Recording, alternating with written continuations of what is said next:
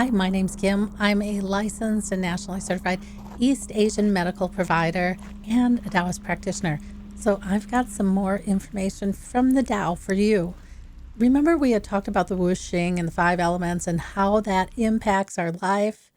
Well, it also impacts our emotional and our mental health. So, what if we started looking at the individual whooshing by each element and see how that impacts us? How do we know we're out of balance? How do we know we're in balance? And is there something we can do to get ourselves back in balance? Now, I'm going to share this information with you.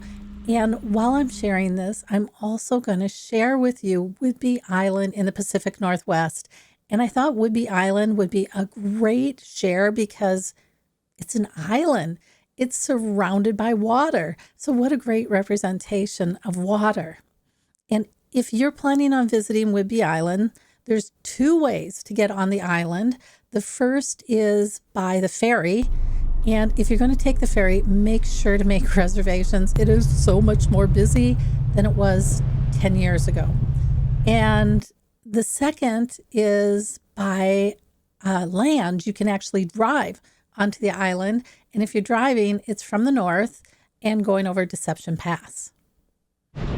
Okay, let's start talking about water. This is the Admiralty Lighthouse on Whidbey Island. It's right next to where the Port Townsend Ferry docks on Whidbey Island. Lighthouses, they have this simple purpose, which is to guide ships safely through storms. And right now, we're all in the middle of a storm. And whether it's being gaslit, pressured to conform, or dealing with the subtle or not so subtle bullying that makes you question your self-worth, Taoism has helped me to clear that fog and cut through the noise, offering me clarity, empathy, and a deeper understanding of myself and others. Each of us carries all 5 elements inside ourselves.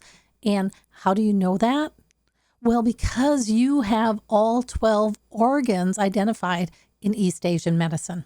Some of the elements are stronger, some of them are weaker, and sometimes one element, like water, can fall out of balance. And it doesn't take much. It can be the constant pressure from life, from our family of origin. It can be unhealthy eating habits, stress from work, lifestyle choices. All of that can push our water element off course. What's your mental or emotional state if you're in balance with water? Well, you don't have to have all of these, but this is going to be kind of how it flows. So just like the element itself, you're going to be flexible, adaptable, and able to fit into any situation. And depending on the environment, water can shift between forms from liquid, gas, or to solids. Water can also fit into any container, and water can move around any roadblock. That type of flexibility is going to make you, if your water's in balance, incredibly resilient. And there's this persistence to water, right? That this persistence, it often shows up as extreme patience. Now, if water is your strongest element, you likely are going to have this natural flow about you that others find really magnetic or really attractive. Water, gentle, nurturing, patient. That's water in balance. What throws our water energy out of balance, whether it's in our family upbringing or in our social and work circles? Well, it can be an overprotective environment. So think about helicopter parents or micromanaging bosses. Maybe it's an authority figure who uses fear tactics, always pointing out the worst case scenario and creating this atmosphere that's overly cautious. Constant criticism, fear, and control, they're all too common today. If that's what you grew up with, without making any changes, you're likely to pass it on to others, whether through criticism, fear, or micromanagement. When your water element is stressed and out of balance, 2 big behaviors often show up. Avoiding situations and wanting to be alone. The more you avoid or isolate yourself, the harder it becomes to socialize, making it even tougher to meet new people. It's a cycle. Avoidance and isolation, they feed each other, making the loneliness even worse.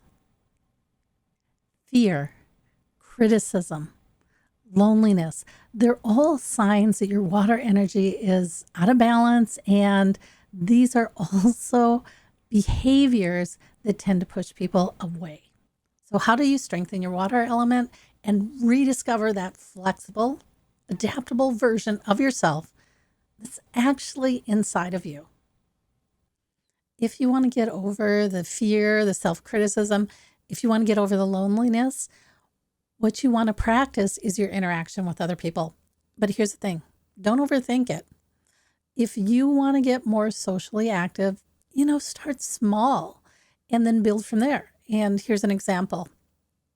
If you've been ordering all your groceries online and having them delivered, then take one day a week to go buy something at the grocery store and then talk to the cashier, because the cashier is a captive audience. It's not like you're going to have to go find them. They're stuck there. They have to talk to you. So try that once a week. And when you're good with that, try it twice a week, then try it 3 times a week.